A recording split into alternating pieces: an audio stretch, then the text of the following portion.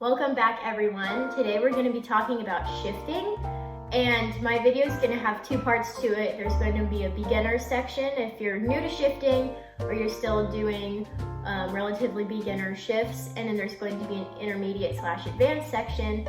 So if you've already learned how to shift and you just need some help and clarity there, that part of the video is for you. Also, it probably would not hurt you to watch the beginner portion, and if you're still a beginner but you want to see what your shifts can improve to be, then stick around for the whole video. The basic movement of a shift happens in three parts. The first part is the lift, then there is the shift or the moving of the hand, and then the drop. So this is your basic motion. It kind of looks like a staple: lift, shift, drop, and we're going to be practicing that today. And when you're doing this, you want to make sure that your thumb moves with your hand, and your thumb goes with your hand from first to fourth position.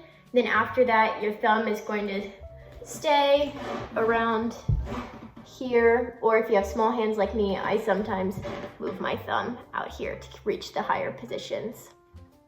Just a reminder, while we're shifting, our elbow is going to move freely with our hand. So why don't you go ahead and practice this? Just move your thumb up and down the fingerboard with your hand and watch your arm follow.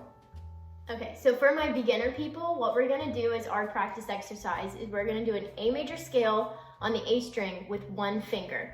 So when you move that finger each time, I want to see and I want you to feel a lift, a shift, and a drop while keeping your thumb loose.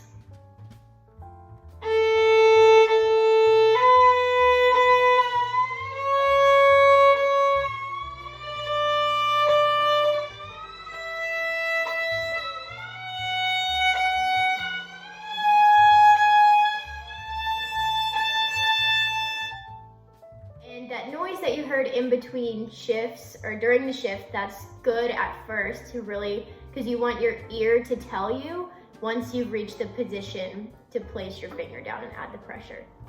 Okay, my intermediate/advanced people, this part of the video is for you. When we're talking about shifts, we have three different categories of shifts.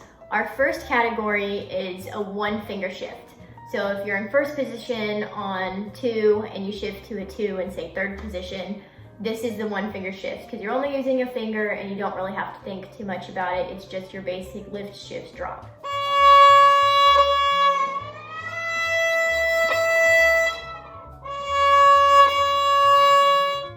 Our second category of shift is when we shift up from a lower finger to a higher finger and then back down from that higher finger to lower finger.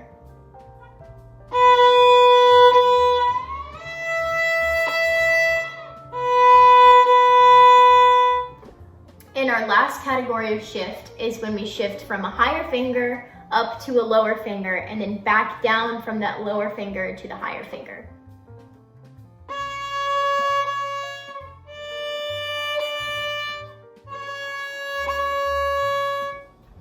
It's really important to know which type of shift you're using whenever you're playing a piece, just so that you have clarity in your mind of what your hand needs to be doing, so you're not just shifting without thinking about it first, because that can lead to intonation problems.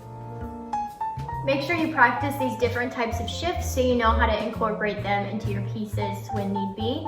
And as always, if you need any help, have any extra questions, please let me know. Thank you for watching.